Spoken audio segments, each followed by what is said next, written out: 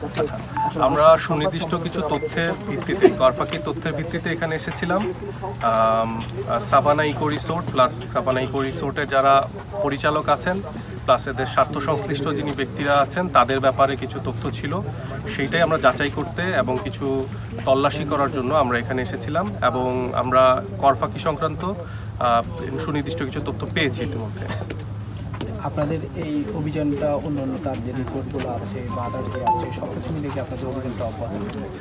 হ্যাঁ, মানে আমাদের একটা যে কোনো তদন্ত পূর্ণাঙ্গ তদন্ত সম্পন্ন করতে হলে একজন করদাতা বা একজন প্রতিষ্ঠানের যত ধরনের ইনভেস্টমেন্ট আছে সবই আমাদের যাচাই করতে হয়। সেটা অভিযান আকারে হতে পারে অথবা সেটা নাও হতে পারে, ডিপেন্ড করে সিচুয়েশনের উপর।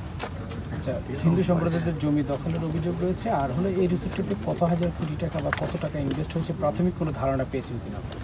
আচ্ছা, আপনার প্রথম প্রশ্নের উত্তরে বলবো যে আমাদের কাছে সরাসরি কোনো অভিযোগ এখনও কেউ বলেননি। সেটা বললে সেটা তৎক্ষণাৎ যাচাই করা যাবে। আর সুনির্দিষ্ট অঙ্ক বলা খুব মুশকিল যে এখানে বিনিয়োগ কত হয়েছে, কারণ এখানে বেশ কিছু ডিপার্টমেন্টের সার্ভে রিপোর্ট লাগবে আমাদের, জমি সংক্রান্ত, তারপর হচ্ছে সিভিল কনস্ট্রাকশন, তারপর এখানে একটা ট্রান্সফরমার আছে, সাবস্টেশন আছে, সব কিছু মিলে এই তথ্যগুলো যখন আমাদের হাতে আসবে তখন বলা যাবে যে এখানে টোটাল সব মিলে বিনিয়োগ কী পরিমাণ হয়েছে। ব্যক্তি মালিকানাধীন যে একজন ব্যক্তি সে সরকারি প্রতিষ্ঠান থেকে এই করতে পারে, ইনভেস্ট করতে পারে না। কথাটা হলো যে এইটা তো একটা ব্যক্তি মালিকানাধীন পার্ক। এই পার্কে যে আপনি বলতেছেন যে সরকারি কিছু মাল এইটা কি পারে কিনা, এই বিষয়ে একটু। সরকারি মাল বলতে সরকারি কিছু সরকার এটা ইনভেস্ট করছে, বিভিন্ন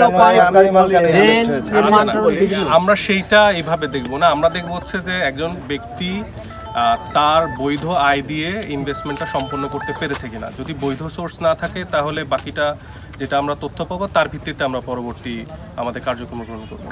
ধন্যবাদ।